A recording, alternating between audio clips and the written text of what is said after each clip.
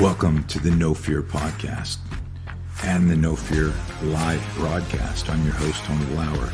If you're into mindset training, performance psychology, personal development, you'll dig this new format.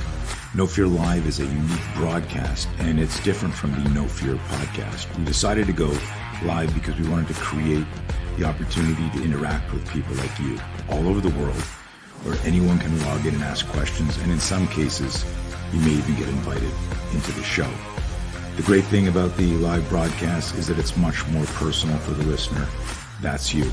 Remember, self-defense isn't always about a confrontation with someone else. The first and most important fight is winning the one inside your head.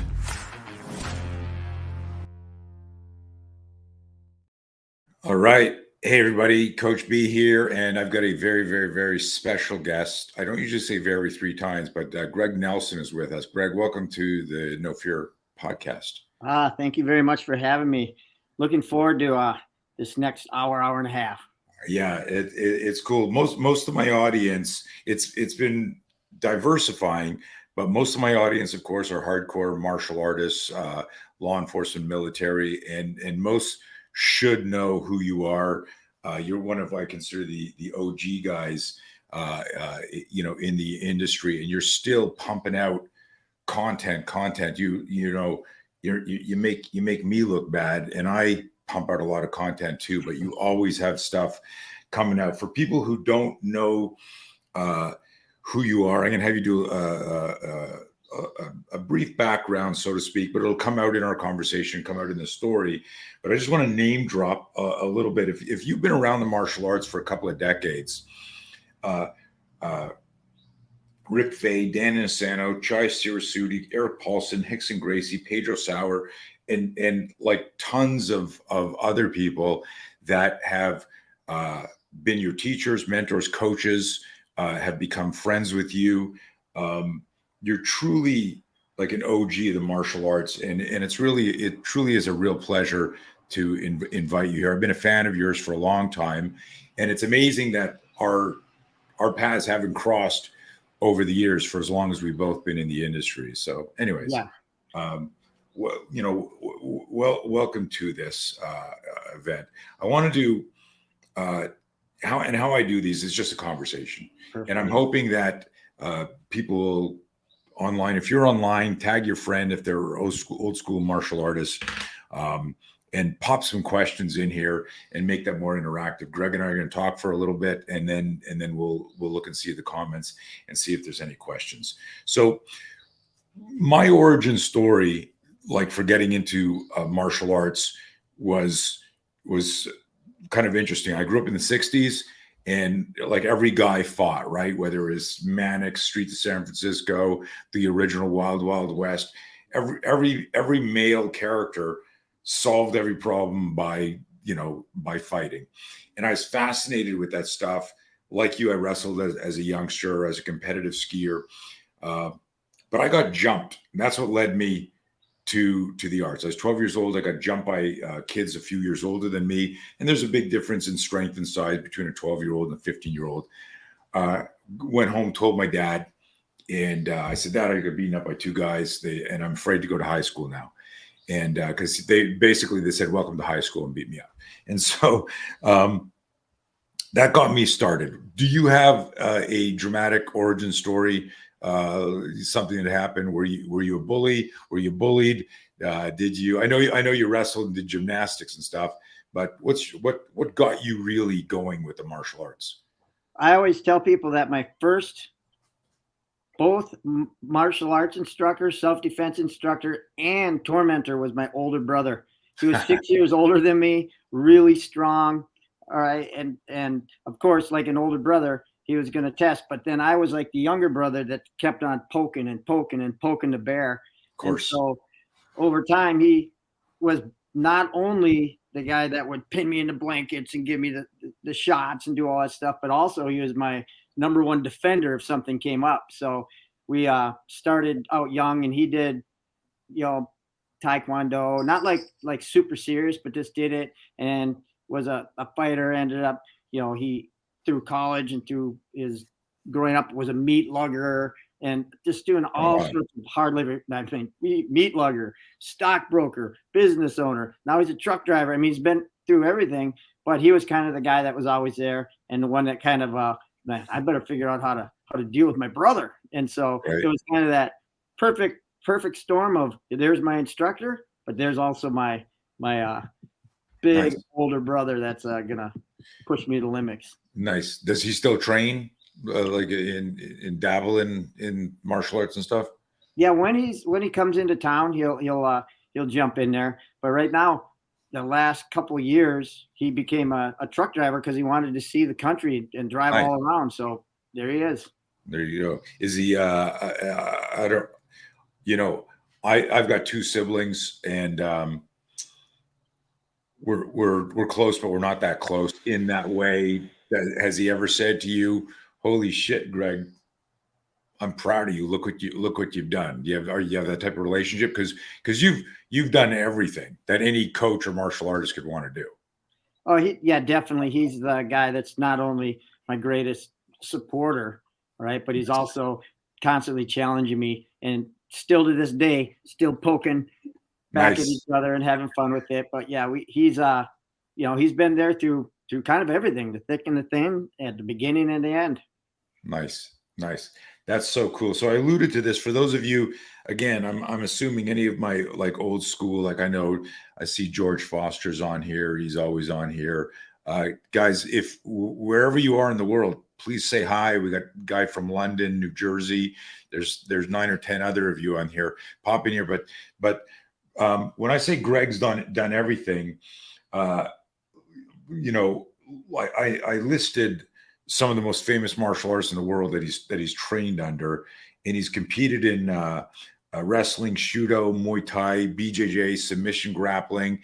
Runs one of the most effective, I say effective, not just successful, schools in the world. Not just teaching everything from Jeet Kune Do to Jiu-Jitsu, but also training world-class pro fighters, and it's crazy because you've done something that few coaches have ever done. Like every martial arts school, Greg, advertises, mindset, self-defense, martial arts. But if they're good at one of them, it's just one. Like you could be, and this isn't to put down arts, but if you're really, really good at Tai Chi, you probably also believe it's good for self-defense. And there's probably some guy that can kick my ass, but who's a Tai Chi master. But for the most part, we know if you do pressure testing and force on force stuff, that you're in for a big surprise if you're not doing other stuff. And what I'm getting at here is that you've been able to, like, when you look at your like the reality based component of the stuff, it's world class, and you guys train hard. And you look at the sports stuff, it's world class, and you guys train hard. How are you able to are you just a fucking unicorn, or how are you able to effectively maintain that standard for all the different disciplines? Because you track what I'm saying, because most people haven't done that. Yeah, first and foremost, I mean, I started the martial arts because I was absolutely in love with them. I wanted to train. Obviously, growing up in the same time, you had kung fu and the ninja stuff and all that, and then it just went on. And I started reading the books with Guru Dan and Santo, and started to meet people. Then I met Rick Fay, and was like, "This is it. This is it. This is what I wanted." And then shortly after that, I met Achan Chai, and you just keep going down the list. Tim Tackett, Larry Hartzell, Pentecar Paul Dutois, Yuri Nakamura. I grew up competing against Eric Paulson in gymnastics, and he moved out to California, and so we knew each other there. And he trained at the Kali group as well, and just a lot of people over the years. And I just loved training. Right. First and foremost, I love training, and I started doing all these martial arts. Filipino martial arts, Jun Fan martial arts, Pensak Silat, Wing Chun, Savat, and working with all these different people because I just wanted to become a better fighter, for one. And I was always looking for, how can I take elements from each one of these arts and fit them all together and create this mosaic of of my style of fighting, and at the same time trying to figure out how can I continue on with all these training methods and all of these different arts, because when questions come at me, I want to be able to answer them from a lot of different directions, because it might be a body type, it might be a type of person, it might be a person who has a specific type of training that will relate more to one art than another. So I'd have a little bit of ammo to always be able to sit down and say, hey, why don't we try this? Why don't we do this? Or do I have a student who just wants to train and get in better shape, so he doesn't want to have to go through all the pounding and the smashing? Well, I have a bunch of stuff that we have from different arts that still develop, good skill without taking a beating. So you got that ability to have the fighters there and the people that want to push it really to a high level, and then people that are maybe coming back from injury or older or maybe not as athletic, and their whole goal is just to build confidence and have fun. So I wanted to have that kind of ability to pick and choose from all these different arts to answer the questions I needed to answer. And I just never stopped loving training all those different arts. And I've seen a lot of my, old friends that came up with the same thing, and they started just narrowing it down to, okay, I'm just going to do jujitsu, or I'm just going to do Thai boxing and maybe dabble a little bit. But for me, I just love the whole process of training all of them. And for me, ever since I was in high school and even before that, it was all the same: gymnastics, wrestling, martial arts. It was just all developing myself to be a better athlete and to be able to deal with more things. And I never saw it as, oh, I'm doing this art and that art. I'm just doing martial arts, and they're all coming together. And then it's my job to figure out how I can take what is most combative and put it in that element, and what is a training method that's going to develop a certain skill that I want to develop, and what is just fun, just for the sake of doing it and having fun. Nice. Again, like I said earlier before the question is, a lot of people think they're doing that and they don't. And it's neat to see that. One of my questions regarding all the competition you've done, do you have like a single takeaway? What was the biggest lesson you learned from the competing?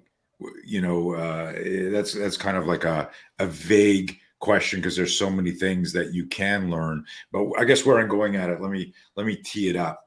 You're a very successful coach, mentor, and you've trained world-class fighters who are also martial artists, right? So like I've seen you working with, UFC level world-class fighters doing huba, doing, things that like you're not swinging noodles at them, and nothing wrong with that, teaching proximity sense and head movement and so on and so forth. But you've garnered the respect of them, that they trust you with some of the like body mind movements from the martial arts. And I was wondering if you could talk about what you learned competing that made you an effective coach. Well, I think one big part of it, and you alluded to it in the beginning of your podcast, you learn to deal with you first and foremost, because when you're stepping out to compete, you put so much pressure on yourself. You have, especially like when I started out wrestling, you start out and you're looking at the guy, go, that guy weighed in at the same weight I did. He looks so huge. And you put all these things in your brain, and then you're going out there and you're looking at, it's so funny, the things that happen when you're little kids, like, oh, he's got these shoes, he must be a good wrestler. Right. All these goofy things that go into your mind. So you start to figure out, how do I tame my mind? How do I control that first and foremost? And I think that to this day carries over to everything that we do. Everything starts in your mind first, and figuring out, how do I deal with that animal and try to be more positive? How do I take out the negative influences that are in there? I always talk about the ants' automatic negative thoughts, and how do I smash them and replace them? And how do we use those to fuel, how can I use, something that would make somebody very anxious and use it to fuel my training, or fuel my ability to compete. And that, I think, is one of the number one things from all the different competitions, is trying to figure out how do you deal with all the noise between your ears before you go in there. Nice. Is this stuff that you've just intuited and picked up along the way, or did you have a mentor, somebody specifically that coached you? And the reason I ask that is, I'm a fan of combat sports, so I've not only been close to or part of some fight teams at an arm's reach, doing like a little bit of consulting here and there, or in locker rooms before fights, and cage side or ring side. There's a lot of coaches who don't know much about performance psychology. They're in there and their fighters getting their ass kicked, and it's all up here, because anybody who gets to step into an octagon or a ring has courage and skill. If they're not able to deploy what their game plan or their strategy is, it's now become a fear management mindset issue. And so I've seen corners, man, where like the guy staring at the fighter is like eyes glazed over, going, "Hey, give me something." And the guy's going, "You got to stop getting hit. You got to throw more punches." And like, no shit, Sherlock, right? Yeah. But so that it's a unique, rare quality. It's of course our favorite part of our stuff, hence the name of even the podcast, No Fear. Where did you get the insight? Is this, again, full circle on the question, was it intuitive? Was there a coach that you had that said, if this doesn't happen, that's not happening? Where'd all the mindset stuff come from? Initially, the majority of my mindset training came from one of my coaches in high school, my gymnastics coach, because nice. There you're dealing with inanimate objects that just trash your body when you wipe out. And everything that you do, you have to do for the first time. And we always say, you fail until you don't. And then it's like, oh, great, you got it. Now let's go to another thing. You're going to fail, and you're going to crash, and you're going to fall, and you're going to get banged up and dinged up. And so a lot of that is having that ability to, okay, my body can do this. I know I can do this. I got to get up. I just got to go for it. Whatever happens, happens.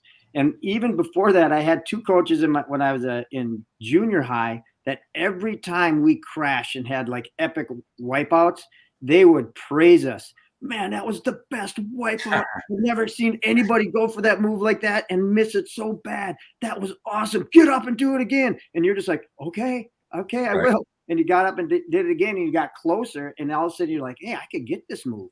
And my high school gymnastics coach, he was also my art teacher. So he had a very different way of thinking about things. But he would write me these questionnaires. How do you think before you step on the mat in wrestling? Is it different than when you step out in front of the parallel bars before you do your routine? What goes through your mind? Why? Do you have to amp yourself up before you wrestle? Do you amp yourself up before you do your routine? Which one does one hamper the other? If you try to get yourself amped up, you crash in gymnastics. If you try to get too mellow, you get beat in wrestling. So he was always trying to make me look into my own psyche and see, what are the differences? And there definitely was. When I was doing gymnastics, my goal was to calm myself down, visualize my routine before I got there, try to get all the, my heart rate, just relax. In wrestling, I was more about getting amped because I was always an endurance-based wrestler, endurance-based athlete, period.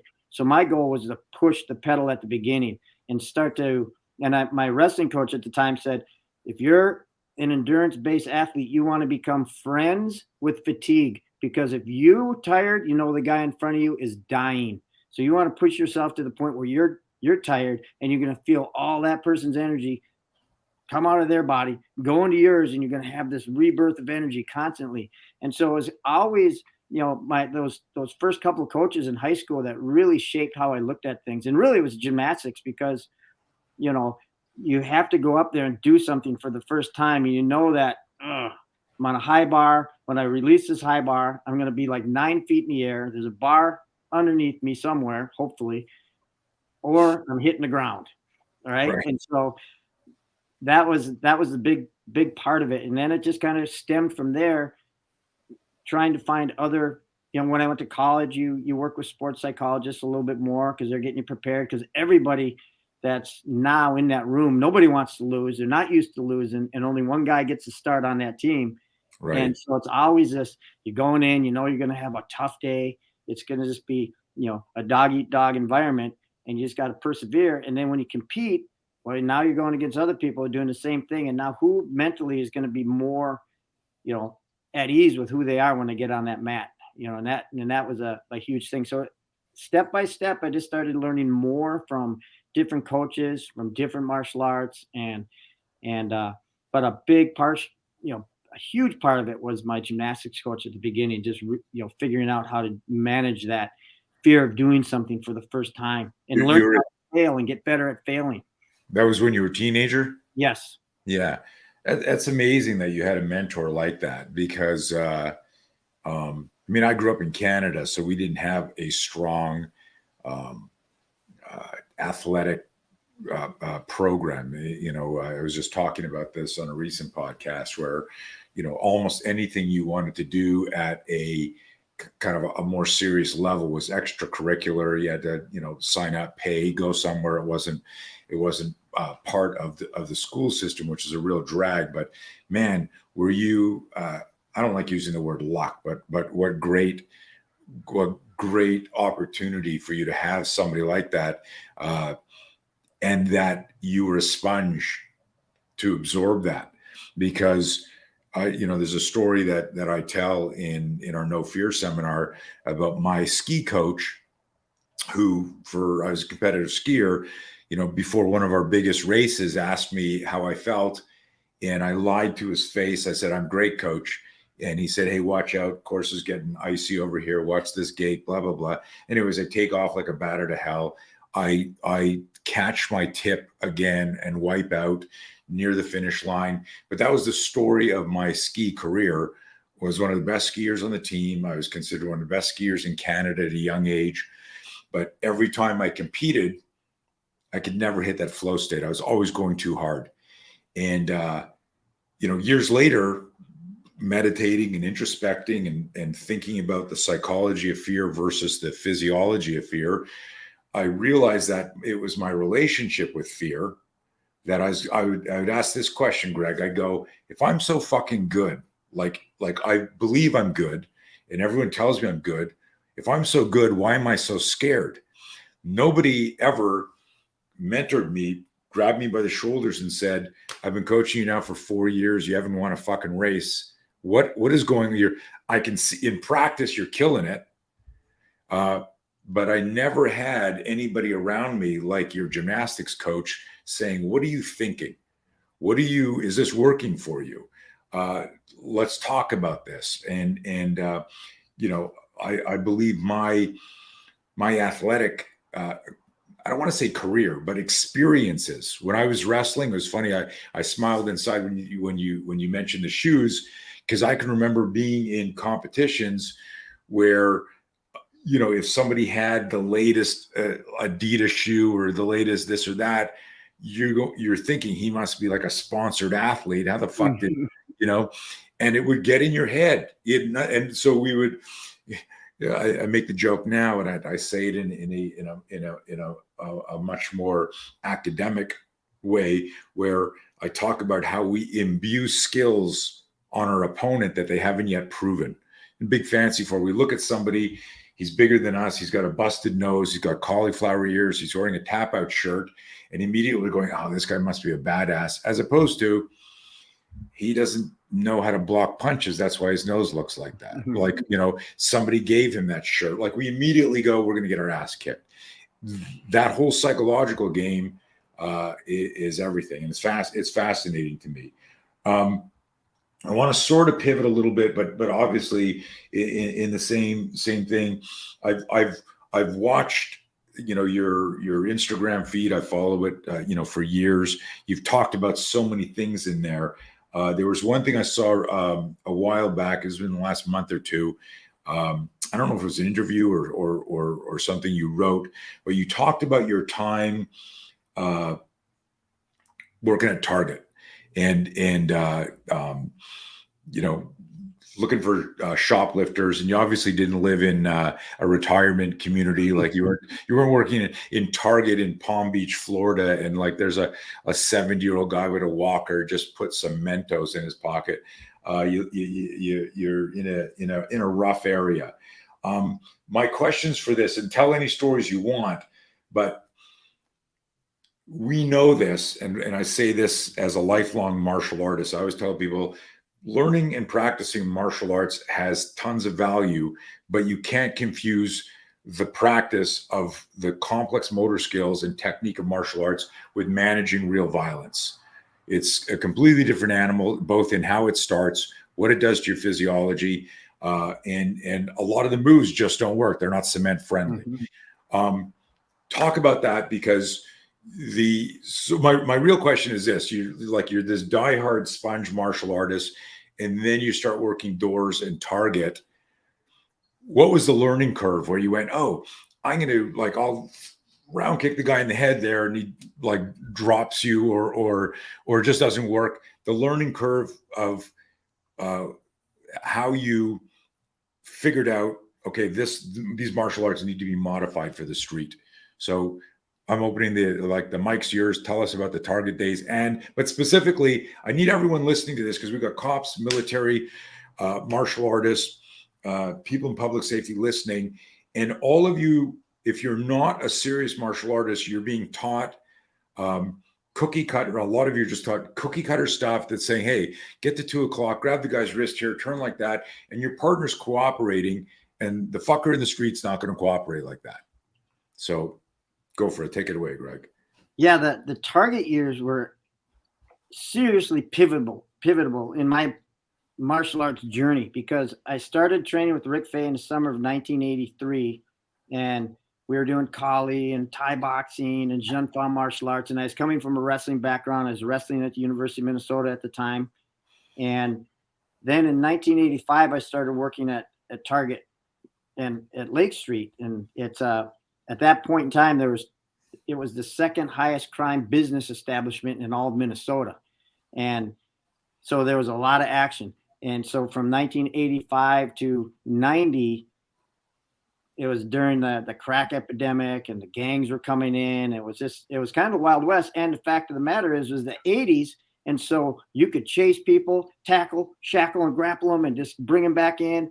And it was probably one of the greatest training opportunities of my life, because like you said, right away you realize, wow, a little sand on the pavement, there goes your kicking. Oh, we're outside. It's raining. It's super slippery. It's night, it's ice, it's snow. I mean, you start to figure out certain things, even in the greatest of environments, don't work very well, put you off balance.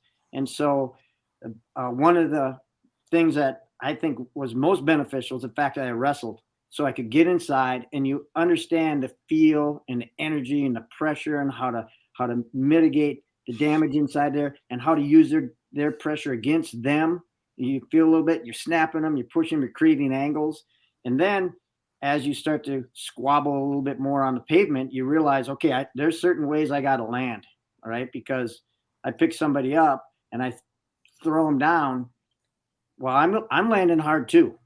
Right. And my bones are still going to be hitting the pavement, my elbows, my knuckles, my hands, my head. All these things happen. So you start to figure out, how do I get in there? How do I first and foremost control this clinch position, and then take the person down? And at the same time, as I'm doing that, I have to be cognizant of what's around me, because they may have buddies. There might be people that don't even know them that jump in the middle of it because they just see something going on and they're like, oh, I got to go help this person. He's getting beat up. They don't know who's who or what. Sure. And so you get all these things, coming at you, and I would bring what I learned from a altercation at Target, which, I'd catch a shoplifter probably every 3.5 hours, and there were 7 of us. So they're catching them too. So we're helping them. So there's a lot of squabbling going on. And I always tell people there's a big difference between a person who's fighting to try to get away, mm-hmm. and then a person who just turns around and says, we're going. I'm not running. We're fighting. And that's a big difference. And so, you're there, and I'd probably say about every of all the 20 people that fight to get away, 5 of them are going to turn. They're going to turn and they're going to try to fight you and they're going to try to take you out. And so I'm going, okay, this is a different story. Now we got to get control of this person, start to think, is there anybody else around me? What type of the year is it? Am I in the middle of winter? Is it raining? Is it, are we on the grass? Are we on the pavement? Are we on tile? Are we inside? Are we outside? Are we inside a car, on top of a car? I mean, everything that you could possibly imagine happened in those 5 years as far as fights happening, multiple people, tackling, holding somebody down, then getting jumped from behind. I mean, so I would take that stuff, and it was like taking information and bringing it back to the gym and then creating drills that would allow us to, okay, here's what's happening. The person, when I was grabbing their waist, they were just swinging wild. So what I want you to do is I'm going to grab your waist and I want you just to go completely nuts. Do something totally unpredictable. Don't do anything that you think you should do. Do something just wild. I want to see how we can keep our balance. When can I let go? When should I let go? Should I ever let go? I mean, can I use the clothes against them? And so you'd find all these, learning opportunities that are unrepeatable. Right. That's the other thing. You're never going to have that same thing again happen. But you start to understand, okay, base and balance and position and where your structure is really important. Far more important than the technique that you're doing, because if you can't hold your balance, don't have a good base, in bad position, don't have any kind of structure in how you're putting your arms, you're just going to get thrown on the ground anyways. You're going to fall down. You're going to slip. And it happened because we had other people that came in that did martial arts, and they would just get their asses kicked. And then go, you don't know how to fight. You do martial arts, but you don't know how to fight, right? You don't understand the pressure, like you're saying, and how crazy it would get. And I think a big part of it too is my mentality back then is I looked at everything, and I still do, but then everything was like a challenge. Okay, what's going to happen today? And what am I going to learn? How am I going to deal with it? And so it was like an opportunity to put yourself in a real experience that who knows what's going to happen. It's going to be super chaotic. And then afterwards, you're looking at what's happened and you're like, okay, that one, I got my nose kind of smashed. My skin's off my knuckles. I mean, okay, we got to figure it, tar's not the same. And we got to, how do I take somebody down and control them and not have to hang on to their body and just get my skin sandpapered off by the tar? Could I grab the clothes? This is before jiu-jitsu. And we're starting to figure out how to grab sleeves so they can't punch you. And I go, wow, it's kind of like wrestling, but you're cheating because you got all this material to grab on. Right. So we can snap them down and push them and pull them. And so it was this huge learning opportunity. The funny thing is Rick Fay worked at that same target before I did. And so he had a bunch of experiences. And so we could come back and say, okay, yeah, I had something like that. What do you think we should do? How should we break this apart? What drills could we do? And so we would, from Thai boxing, we'd figure out drills. In, trapping, we'd figure out drills. And I figured, long time ago, trapping in the open doesn't really work that well because they just run away. But when you got them against a wall or against a car and they can't run, or on the ground, now the trapping works because they're putting their hands up and you're just pulling their hands out of the way and pinning them, which then as we started fighting, we're going, well, we're against a cage. We're on the ground. We can do the same stuff that we did back in the day, but now the person can't run. So it's still evolving and it's still growing, and we're still figuring out stuff we did way back in the past and how are we going to apply it against someone who's now actually trained, not some street thug who's just potentially just a super strong dude who doesn't really care what happens to him. That's a tough dude to deal with. And, and how many, when other people jump in, it's like, okay, this guy just stole something. He's running. He's trying to get away. This guy just hit me in the head. I'm letting this guy go. He's just a thief. This guy's trying to take me out. So immediately you'd have to make these decisions on the street. Who's the worst threat at the time? And what do I got to take care of first? And is the other person really even a threat? He's just running away. No more threat. This guy who jumped me, he's the threat. And so you'd find these things right away. And also figuring out how to work in a group with partners, how to take somebody down together. Because we've all seen it where there's one guy and it's looking like 5 people are trying to take him down. They're all doing something to hold him up. They're all fighting against each other instead of, okay, and we used to flip a coin. we'd say, okay, if we go out together, oh, okay, I take the upper body. I got heads. You got tails. You're taking the legs. And so we knew that, in the 80s, when we're going to fight, if it's two of us, one of us is going for the legs automatically, the other guy's going for the upper body, and we'll just work in tandem. And so it was fun. I worked with a couple other wrestlers too, but then you'd have to trust them. Okay, hey, when I'm going for those legs, you better be on that upper body. And so we started to understand how to combine things, and it was just a great learning experience. You find out real fast how things can change. But the one thing I always tell people about this, and this is, I'm a 5th degree black belt in jiu-jitsu, been doing it a long time. All those years, I never was on my back in the guard I didn't know I was like, no, you don't want to be on your back. We're fighting to stay on top, and we're fighting for top. We're going to stay on top. And that's all there is to it. And there's no settling for being on your back and fighting. If you're on your back, you're fighting to get off your back. And so that was a big part of it too, which now plays into how we also train our fighters, because the guard is not punch proof or elbow proof or smash proof. And even if it goes to a decision, the person who wins is generally the person that's on top. And so, is the guard a valid position? Heck yeah, of course it is. Sometimes you don't have a choice. You got to go somewhere. But if you had a choice to fight off your back or stay on your back, my choice is to fight off my back and get to a position where I can maneuver and control. So all these things kind of stemmed from those Target days. And so it was a huge, huge learning experience. What's wild is I just thinking about Target in the last 3 years, or had you saw that Lululemon employees getting fired for calling the police or trying to stop, some looter.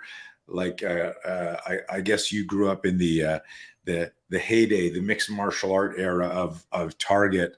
Those are great stories, and hopefully you'll put together a book one day. It sounds like you had hundreds of fights that even some of the world-class MMA guys that you coached didn't fight as much as you did. Yeah, right. You're fighting, 3, 4, 5, 6, sometimes 10 times a day. Yes. And there was no rule meeting. There was no, I gave your instructions in the changing room and stuff like that. Did you ever encounter any serious weapon threats? I remember reading something once about a stabbing I got stabbed. I got stabbed through my hand, so it went in here and came out the other side, and I got stabbed in my arm. I think at one point, every male employee that worked at the Target got stabbed at least once somewhere. And so there was a lot of that going on. But I always tell people this too. It's like, because you get focused on, trying to get to the person. Both times when I got stabbed through my hand, when I got stabbed in my arm, and I asked the other people, did you see the knife? Nope. It just comes out of nowhere. And all of a sudden you're like, where'd this blood from? I remember when I was trying to hold this guy, we tackled him, and he's kind of faking going in and out of consciousness, and he's dropping down, he'd come back up. And I never saw any of this because you're focusing on holding him. But apparently when he fell down, because someone else on the outside saw him, he said, yeah, he fell down, and he opened up the knife in his hand. It was like a cheap ass $4.95 brass wood handled knife. Stabs you just as good as a fancy one. Sure. And opens it up and swings. And I thought he was punching me. So I blocked the punch, kind of push him away. And then I see blood. So the first thing I'm going, did he hit me? Can't believe the guy hit me. And then I saw my hand, and there was bleeding. And then I look at him, and I could see the knife. And that's the day that all those cool disarms did not look so cool anymore. Mm-hmm. I was like, dude, this guy's really trying to stab me. So initially for a little, I don't even know how long I was in that little red zone, but I went whoops, and I took out my knife, and then I heard one of my coworkers going, Greg, put it away, because this is no longer self-defense if you're in a knife fight in the parking lot. And so then it's like I snapped out of it, and I put my knife back in my pocket, and then I looked, and I got a shopping cart, and I ended up taking the guy out with a shopping cart, hitting him, and then I pinned him against the door. And so it was a crazy fight. And then getting on the ground and controlling the knife, and that that was the real experience where I learned control, and controlling the knife arm is the most important thing in a situation like that. All those cool disarms where you're letting that arm go is just now another shot for the guy to stab you some more. And so that was a huge experience. And the other thing too is how, people think you're just going to disarm a knife. Well, blood is like oil and slippery, and all of a sudden everything's slippery and you can't hold the person because there's blood all over the place. And now you're going to think you're going to strip the knife out of his hand and he's hanging onto that thing with all his adrenaline going nuts. Yeah, so that was a big part of my weapons training, and figuring out, okay, how do I get control? What's the best control? How do I tie up their arms? And of course you're also thinking about, okay, there's Filipino martial arts are dealing with weapons, so they're also dealing with, okay, where do we, if we're gonna get cut, where's a better place to get cut instead of just And so we brought a little bit more realism to our weapons training. And then then the next time was like a scissors. I got stabbed with the scissors. And the guy took like a carpet cutter after me, and that one was different because I remember I'd always say some guy would be talking smack to you, and I'd say, well, I'm checking the trailers every night at 10 o'clock in the back. If you got something to tell me there. Dude showed up. And he had a carpet, like one of those carpet knives. And I'm like, oh my God. So I'm looking around and there's a broken stack of pallets. So I smash it. I break it off. I have a stick about this long. And I remember just moving around and just wham, whacking his hand.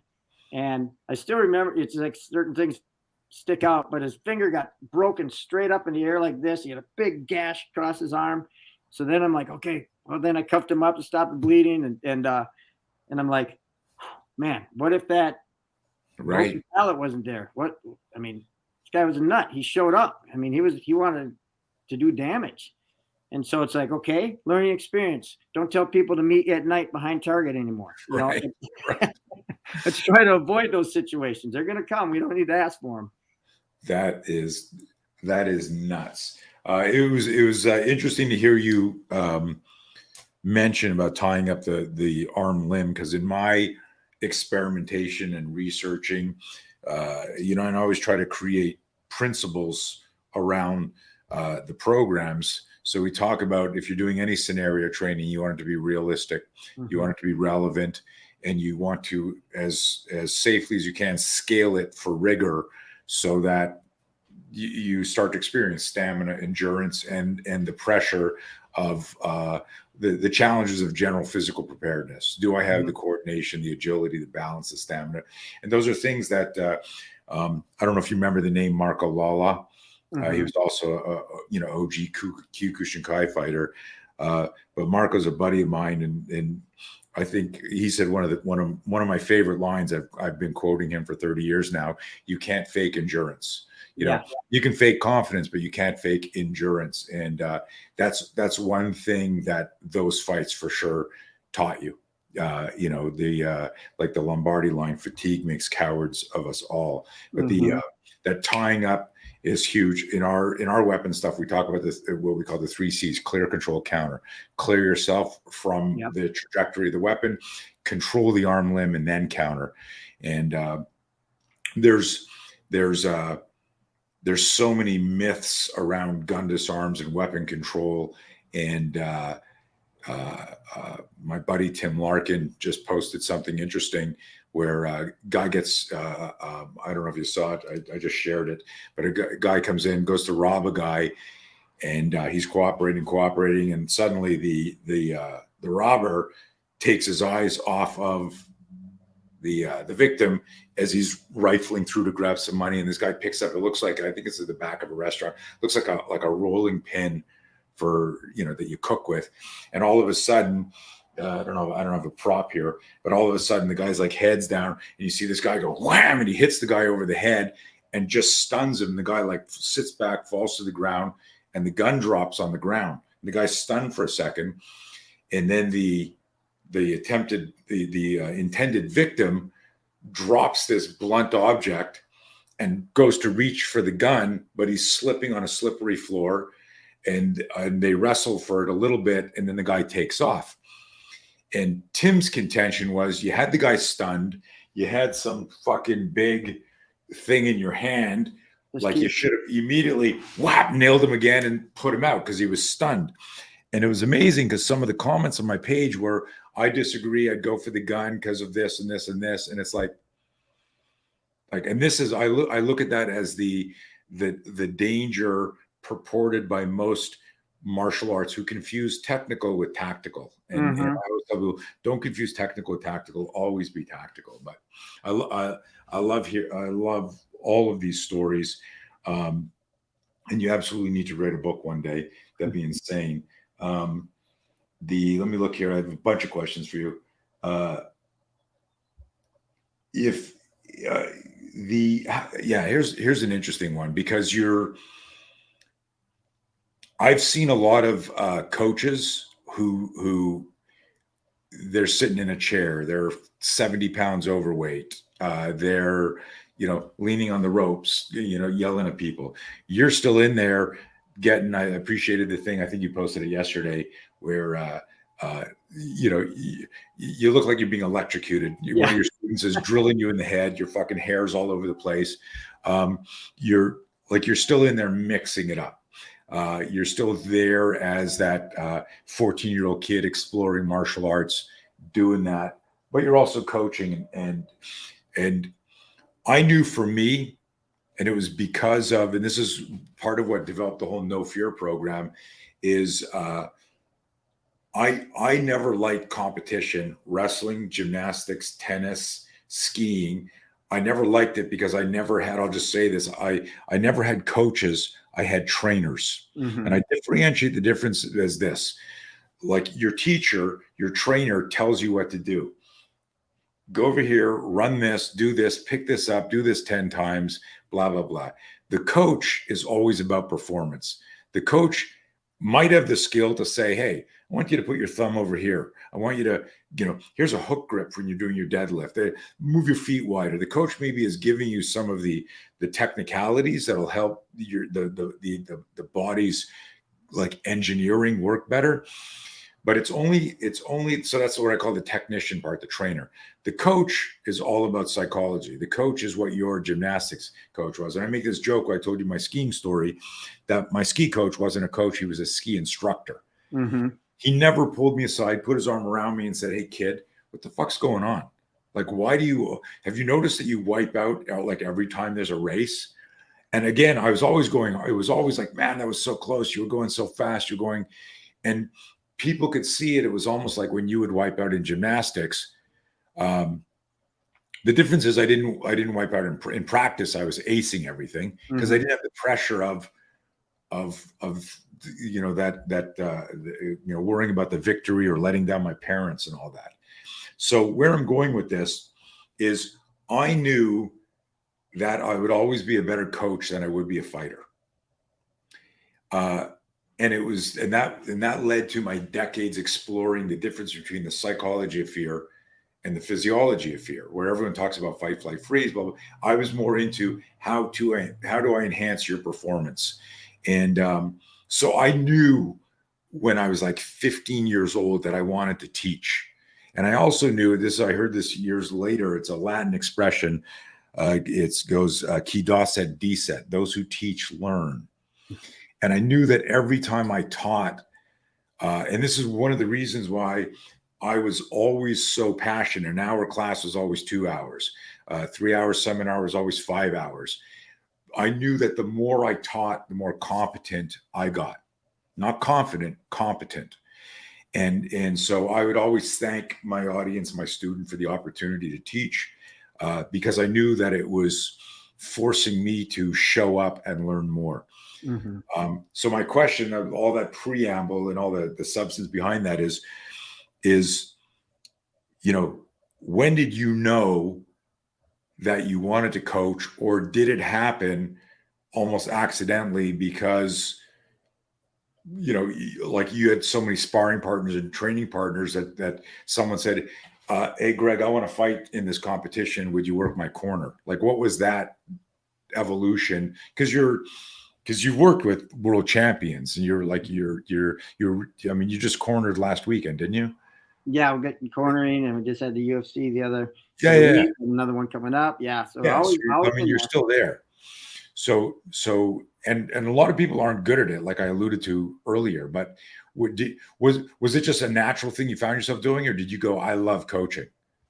It was kind of the process. When I first opened up my school, I was training with Rick Fay at the Minnesota Collie Group, but I was starting to get into this the wrestling mindset, but for Thai boxing. I wanted to compete. I wanted to test it. I wanted to put it to the so I and talked to Rick, and I was gonna open up my school, and I was gonna focus more on training and competing and still do the other martial arts, but my focus was really wanting to develop and build myself up to go fight my first Thai boxing fight, and then the Shudo fights, and then grappling, and it was basically an extension of my wrestling. So I ended up having a bunch of people that had that same mindset. Some of them came over from Rick's school who wanted to also train and fight, and that was the beginning group.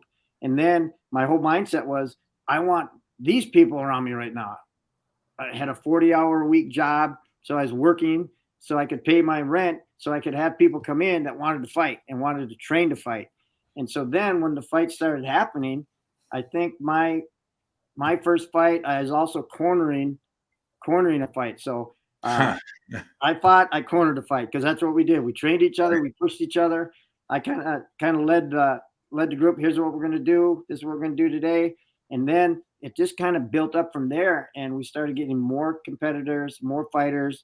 And then I remember my last Thai boxing fight where my wife at the time said, "You got to make a decision, one or the other," because I cornered 4 fights and then fought the headliner and fought the headline fight.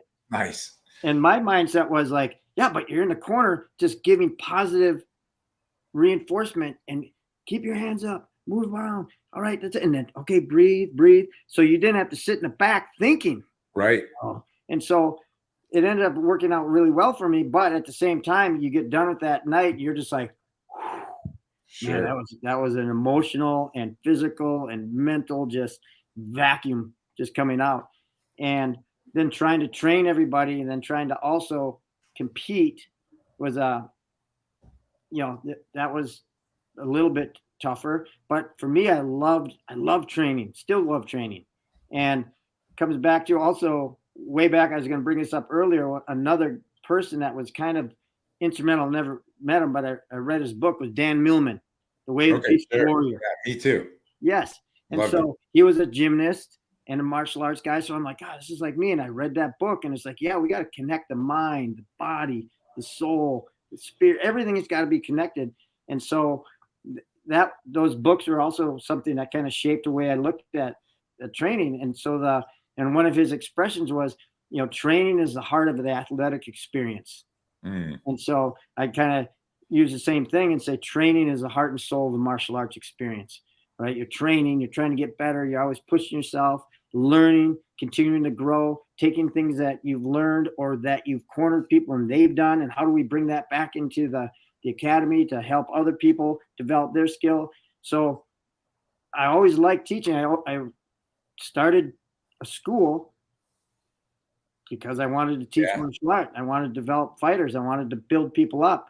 And then over time, it was funny how the coming from a fight oriented school, then all of a sudden regular people started coming in who weren't fighters. I'm like, oh, how am I going to deal with this person?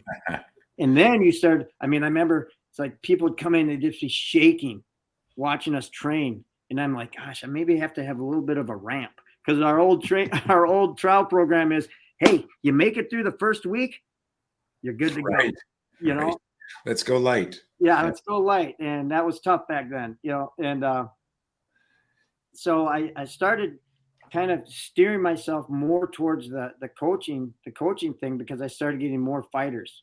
And then it was kind of the natural progression after wrestling for so long, competing and doing these other things. It was just it was kind of time to shift that mindset to trying to develop other fighters and building people up themselves. And then realizing, man, if you're going to be a coach and a trainer, there's a lot of time involved. You got to take one person, you got to give yourself to that person for that amount of time. And then you got another person, and you got another person. And at the same time, you're training, but it's really hard to be a high level athlete and then also be a high level coach, because you're just giving so much energy to the other people. And you have to be somewhat selfish if you're going to be a fighter. You have to have that time where this is about me. I got to go in there and get my face punched in. All right. And body kicked and slammed and potentially submitted and smashed.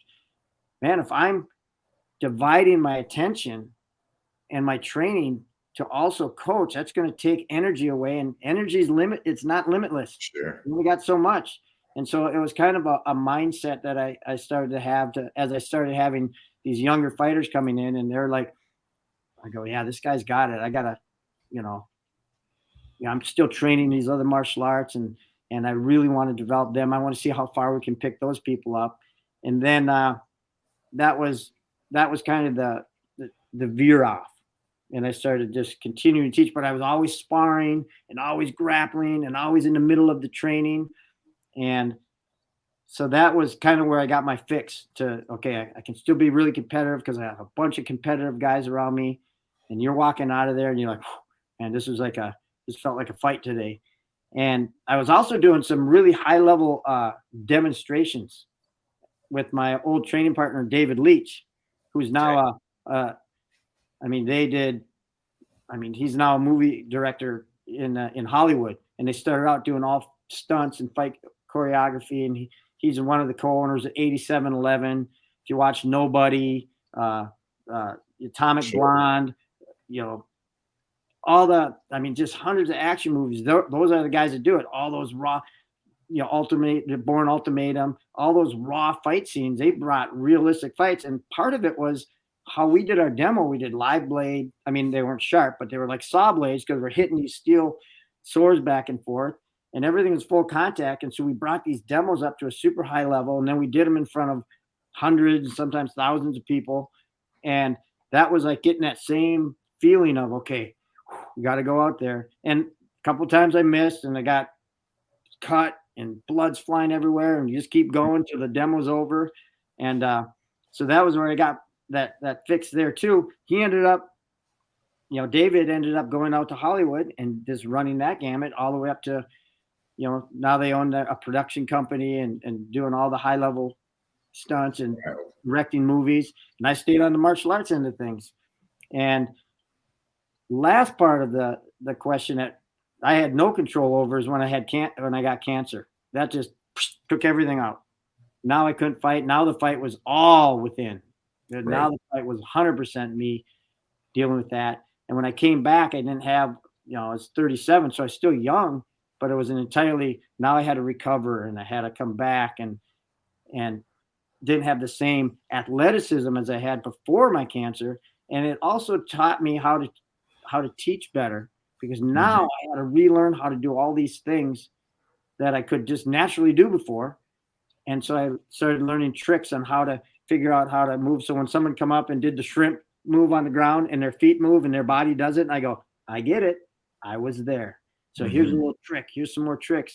And I got a little bit more empathetic to people who weren't natural athletes, who came into my school wanting to just learn how to move and build that confidence and be a little bit more athletic, and wanted to feel confident and just wanted to do something because they just felt like, man, the world is against them. And I'm like, yeah, I can kind of see that. And I understand it. And so it gave me a different mindset. And that's when the school really started to grow as well, because now we're taking in all sorts of people, and we tried to make the ramp that, like, my mom, who's 80, could come in and do a trial program and make the decision whether she wanted to do it or not. And it wouldn't be because she was getting beat out of there. So that was a big thing. So there was a lot of things that really drove me to become a coach. But after the cancer, then it was just 100%. Now I'm just coaching, period. End of story. Coaching, teaching, being the classroom instructor, running the school. And that was where my energy went. And then still training and going to seminars because I love it. Mm-hmm. That's an amazing story, man. Amazing legacy. Amazing. You're a warrior through and through. I mean that, the the health stuff is the most formidable adversary we can face. Anyone who's been through any type of chronic debilitating stuff, it's so easy. It's so easy just to have that get inside your head. So uh, I'm I'm happy for you without knowing all the details, but it just adds to that legacy. And I love how you connected that to it made you a better coach. It gave you that empathy, because it's you know there's a lot of fight gyms where you get the clicks, right? Mhm. Those are the goofballs there. These are the fighters there. These are the wannabe fighters, as opposed to kind of a real community, a real tribe, which is something I sense at your place. And you've trained, from back in the day, Dave Monet, Pat Barry, Sean Shirk, Brock Larson, Rose, and you got 30 other world-class fighters in that. Um, what percentage of people were just training with you versus sought you out, just knew about you and sought you out? Like, did I guess how many of them were students that said, you know what, coach, like let's do this, versus somebody is calling up and going, hey, I want Greg in my corner, train me for this fight. I think the vast majority of the fighters kind of found their way there. They were like, I want to go there. That's where this person is trained. Some of them, when we first were starting, like with Dave Monet, we knew that we wanted to fight, but fighting wasn't really going on, right? Right. So we started out fighting at these local events that were so small and piddly, but it was like that was the thing, and there wasn't Right. money involved. Remember Sean Shirk, his first big tournament, 8-man tournament. He had to pay $85. We had to drive down to Iowa, get our own hotel to fight in this thing, but that's what we want. That's what the guys wanted to do. They wanted that challenge, all right. And there just wasn't the money in there, but it wasn't about the money. It was about learning how to fight and getting into this new thing, and that just kept going. I remember I just said this the other day. My first UFC at corner was UFC 24, and then now it's still got one in like 5 weeks I'm doing, and now I got bare knuckle guys, and now I got competitors in Thai boxing and Glory, and so you're still doing it, but it was like, those guys, the majority of them kind of came in and wanted the coaching. They already had made the decision they wanted to fight and go. And that especially was like with Rose and Brock Lesnar and Brock Larson. He would drive down from Brainerd, which is like a 2.5-hour drive to come in. And, other people would fly out and move to Minnesota and start training. But my whole thing was, okay, if you're going to train, I want you also train in the classes. I want you to train and be part of the school, because that's where, when I always make this big distinction between the classroom and training sessions. The classroom is where we break down the nitty gritty details, because we're dealing with everybody. Hey, let's turn that foot a little bit more. Let's get the details. Let's learn how to step and slide correctly. When it's training time, it's like, okay, now we're going to put things to the test. This is training, right? We're doing glove drills, but then we're going to spar. We're doing takedowns, but then we're going to live wrestle. We're going to do it's training. And now that made it different, because now only the real competitors could be in the training sessions. Couldn't have students that were just coming there and even good students, but they'd never fought. They'd never been pressure tested. We couldn't throw them in there. And so then we started having our own in-house smokers, where students would fight students, and we'd kind of, have our instructors being referees, and they'd stop it a little sooner if a person got stunned a little bit. But then all of a sudden we started getting more people. Hey, I think I want to compete with the team. Okay. So then we started building them up within the school as we started getting a little bigger, a little bit more people to draw from. Very, very cool. How big is your school? I have about right now 400 students. Wow. That's significant. I never, when I was running my school, I never had more than 80 or 90. But that's significant. Okay, let's pivot and begin to wind down here.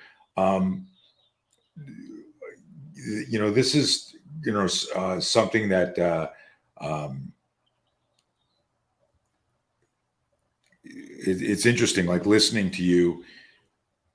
Street weapons, multiple martial arts, coaching, uh, uh, fighting, competing, and if we didn't think of mixed martial arts as a sport, right? So in 19, I guess obviously I'm assuming Bruce Lee was a spiritual guide to you as he was me and everyone else certainly back in those days. He's still iconic to this day, but Bruce Lee was a mixed martial artist, right? Yes. And there were a lot of people dabbling in different things. The origins of Kajikempo, what you were doing in Target was mixed martial arts, right? And I after I got jumped and I started doing Taekwondo, I had some people that just wanted to work out and learn. Well, we naturally, when someone hits you with a body shot or you get scared, you grab them, right? And so suddenly my wrestling was coming into, and I love boxing. So you'd push somebody away and try and punch them in the face. And next thing you know, you're wrestling and boxing and kicking, and that's mixed martial arts. So a lot of us were practicing what is mixed martial arts. But now today, when you say mixed martial arts, people think UFC, Bellator, that type of thing. What's you have a philosophy or an approach you call total mixed martial arts. Share that with my audience a little bit. Well, for me, when I talk about the total mixed martial arts, I'm not just talking about what happens inside an octagon. The total mixed martial arts is all the techniques, tools, and training methods from anywhere that's going to help develop my overall skill, athleticism, the tactical mindset. It doesn't matter if it's coming from, like you're saying, doing a lot of hubad with rows, just a hand motion drill, or doing Wing Chun. And then people are like, man, I can't get to your collar. Once you touch my arm, it's just like you're guiding it wherever it wants to go. And they go, how'd you develop that? And I go, well, I did a lot of Wing Chun. Wing Chun's not fighting. I go, well, you just couldn't get my collar. All I needed is that part of it. I didn't have to show you Selim Dao and how to do the dummy form. I said, but because you're not willing to dig into it that deep, you're never going to get it. You're going to have to go somewhere else. And so to me, the total mixed martial art is taking everything I can from all the different, training methods that I've learned over the years, all the different, techniques from all the different martial arts, the mindset that I've developed from athleticism, from all the athletics I've done, be it wrestling or gymnastics, the competitive aspect of things. And then having the ability, like I was alluding to before, is when someone has a question about something, I'm like, okay, this position, this is really like it's Silat, and it's like, it doesn't seem like it would apply anywhere, but right here, it's the perfect application. We're against a cage. They can't move their shoulders. They're stuck. And now we can use this sweep that out in the middle of the floor would never work. In wrestling, it would never work. But because of the situation we're in right now, this is a good, a viable option. Now, if I didn't have that ability or have that training, I would have had to just go and we'd start to, I don't know, let's try this, let's try that, which we still do. We constantly are doing that. But usually when it's let's try this, let's try that, there's some sort of a foundation there from somewhere. Right. And it allows me to immediately draw something from inside my schizophrenic brain. Oh, that's from this. That's from this. Let's go over here. And then I have to kind of look at the person I'm working with and say, okay, that's probably not going to work so well, but this is going to work. And so then I bring that into the mix. And so having that ability to draw from so many different sources allows me to immediately help a person, regardless if they're fighting or not, or not fighting. It just gives me more ammo to choose from. And so that Amazing. the total mixed martial arts is that philosophy that just allows me to grab from all those different things that I'm still training because I enjoy training, and then put them together. And it's really kind of coming out in now where we're doing a lot of firearms training, where we're grappling a ton on the ground with a pistol on or wherever, and you realize things change real fast when somebody knows you have a gun and you're doing normal techniques, and all of a sudden you just take your gun, and it's like, whoa, I didn't know that happened. So we do a lot of testing where we have really good jiu-jitsu guys, and then we have a guy with a gun on, and they grapple, and they'll do their normal stuff, which competitively would do great. And all of a sudden they're like, oh, as soon as I got to your neck, you just shot me. You go, yeah, you could have killed me. It's a different game. And so they're like, whoa, I never thought about that. And when I started doing a lot more gun grappling, all of a sudden I found that my defense on the ground got way better, because now I had to focus about defending that side of my body and keeping my elbows in and not letting anybody get under my arm, be able to get to my side, get to my hips, control my hips, because on my hips are a firearm.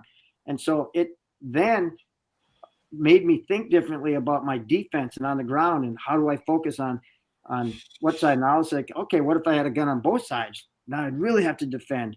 And so that mindset of just expanding our awareness of different things and putting ourselves in these different scenarios allows me to now take that stuff that I learned, that's firearm training, then bring it into the fight.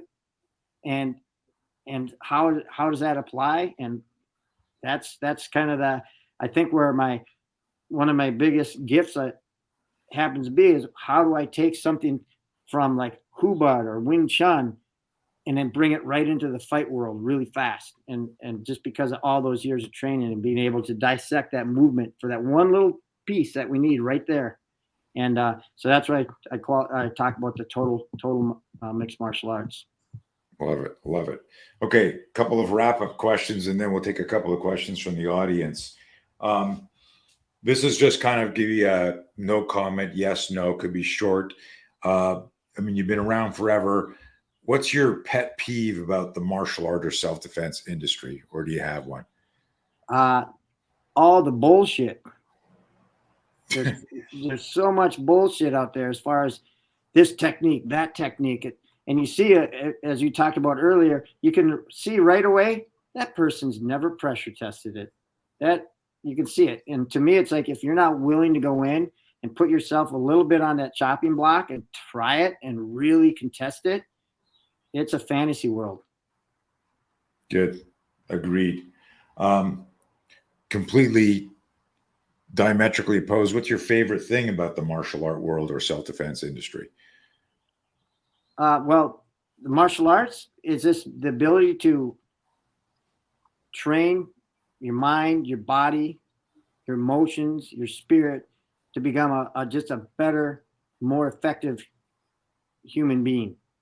And the self-defense is the ability to walk with confidence, knowing that you have tested a lot of things, tried a lot of things, and have put yourself in a lot of situations so that if something happens, I'm going to be far more prepared than someone who hasn't taken those chances and those adventures. Nice. I love that answer. This is a weird one. I don't know that I've ever asked anyone this. Maybe I asked him right in the beginning, one of the first episodes, but martial arts has been your whole life, mostly. If there was no more violence in the world and you couldn't do martial arts for whatever reason, they just, the globalist powers that be, that's made the world insane recently, banned all martial arts. And of course, we would be teaching underground if that were the case. But in a hypothetical situation, if you weren't teaching martial arts or couldn't teach martial arts, what do you think you'd be doing? I'd probably be some sort of a coach, like a mindset coach. Okay, good. Yeah. I mean, I didn't know, if secretly were a guitarist or, everyone's got like stuff behind them. They go, I always want to be a doctor, but I'm a fighter, or Mhm. or whatever. But coaching's good. Coaching's good. Okay, let's take a scan and see questions. Um, this one you may or may not have an answer to. Gentleman asks us questions about karambits. So it's effective for self-defense. He's a trail runner, hiker, considering one for protection. Thoughts on the karambit? Um, I think obviously any kind of a bladed thing, that's a tricky situation because you to pull out a blade and what's it used for? You got to gut somebody. You got to chop them up. And the karambit, obviously, it's how you're going to hold it. How well can you get to it? And then do you have the mindset to start chopping somebody up? That's one thing with like the knife community. They wear all these belts and they have 15 knives on them and they're doing all this technique. It's like, it's great, but do you have the mindset to actually start chopping somebody up? Yeah, yeah. And I think that's a big thing with any kind of like a blade. It's like, man, that's a tricky thing because at what point do you start stabbing somebody? Yeah. And if you're thinking about protection here, is it, for a bear, for a cougar? Is it for a couple of guys on, uh, uh, you know, like maybe getting, mugged? Uh, and you need to understand, you don't just pull a knife. That could escalate things. Mm-hmm. If they mean, obviously, if it's a deadly force encounter, but you don't want to just get the, I'll just put this back up here so people know what we're talking about. You don't want it to lead to the point what Greg said. There's a lot of people who, they do all the stuff outside the ring. They get in the ring and they're running around and they can't strike because it never occurred to them that collision between two spirits is emotional, psychological. You can do the punch and the kick outside or have the knife or the gun outside. And there's even there's a book written years ago, I think right after World War II, The Fog of War, that you could be trained. You have your firearm, there's people shooting at you. And there was a significant number of military personnel that could not shoot or shot high or shot low because they couldn't shoot another human when it came down to it. And that research actually inspired a completely different training for soldiers, preparing them for. So mindset thing, huge. And then, the karambit is a particular style of knife that makes it even more of a challenge than just having a fixed blade. Yeah.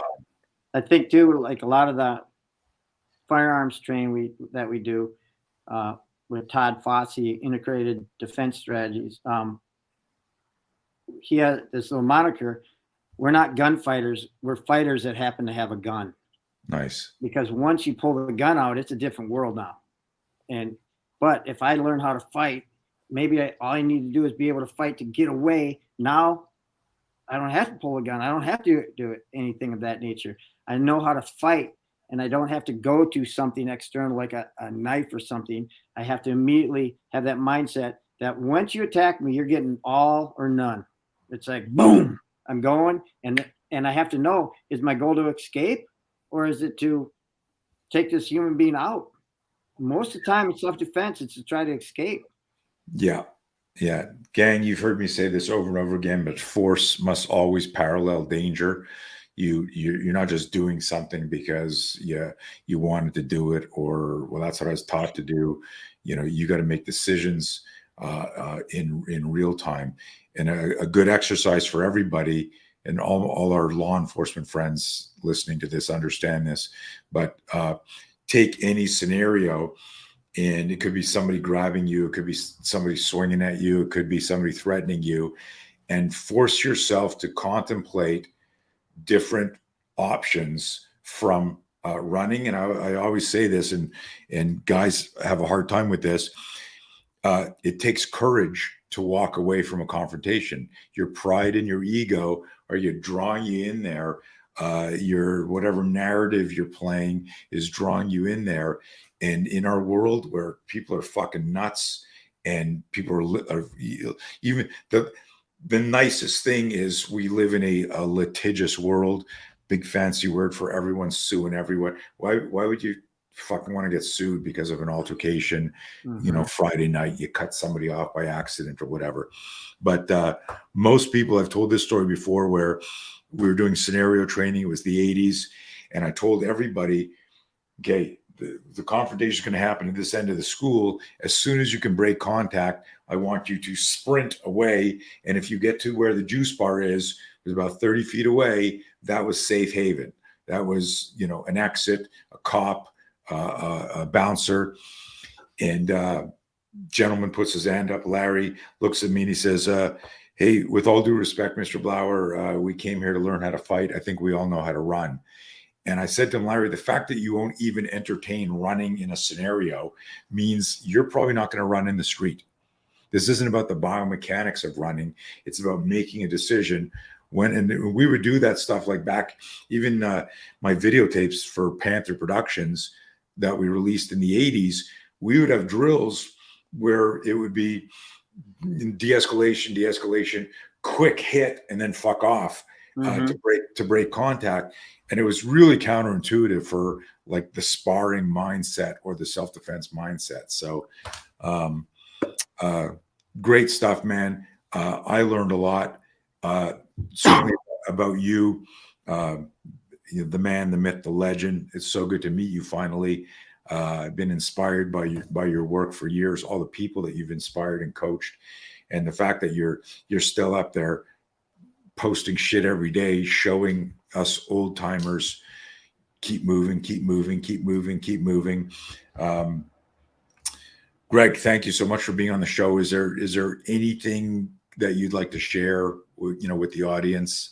And we'll at least stick any type of contact information up for people. Obviously, people can drop into your gym, your dojo, your martial arts studio. If you're traveling, check it out. If you're not following Greg online, he's very irreverent, from serious stuff to fucking funny shit. So that's always refreshing. You're not like walking around with an entourage taking yourself deadly seriously like some people, in the arts. So, but anything you want to share? Well, my biggest thing is, especially for martial artists and people that are teaching, my goal is to be an example of the benefits of training. Why am I doing this stuff? Like you talked about earlier, the guy that's, overweight, sitting there telling everybody what to do, he's going to have the biggest battle with himself and his health. To me, it's like, I want to be healthy. I want to do the martial arts. I want to do my training because it makes me feel better, makes me healthier. You get to be an example. One of the things that we have at our school is opera non verba, deeds, not words. So instead of me just yapping about it, I want them to be able to look over and say, wow, he's doing that. He's still doing that. I can do that. And, I have one of the greatest examples of Guru Daniel Santo. He's 85, 80, and he still teaches every single day at his school. I remember I was just out in California at the CSW camp with Eric Paulson. We were teaching out there, and I was like, well, I wasn't able to see Guru Dan because he was in Minnesota when I was out in California. Crazy. But I still want to go visit the Inosanto Academy. So I drove out there on the Monday morning, and guess who was teaching class? Guru Dan at 11:30 in the morning after teaching a seminar in Minnesota over the weekend. And I'm like, geez, that's what I have. That's what I want to do.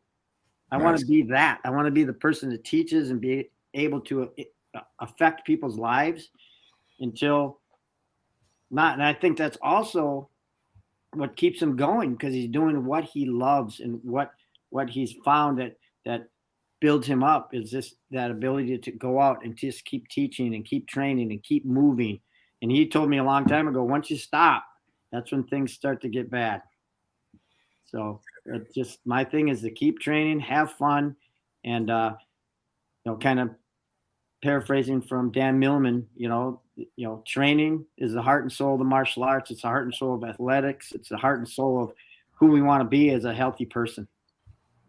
I love it. Mr. Nelson, thank you so much. Thank you for all your work, your contribution. Glad to have finally connected. We've known each other online and messaged over the years, but this is our first time face to face. I look forward to meeting you in person, sir. Definitely. Like I said earlier before we got on, I had the big stack of VHS tapes of all the old training in the black casing and all that. Yes, and I remember put them in, and then I'd look at what you're doing and how could I revamp that or use it directly into our training. So, yeah, it's funny how for all these years knowing each other, been in the same circles, but never have physically.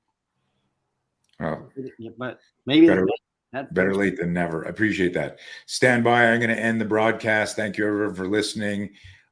Make sure that you tag and share and let your other martial arts. I know a lot of people are working during the day, but this is a great interview to share with your martial arts family. Greg, hang on, stay with me in the background. I want to say goodbye.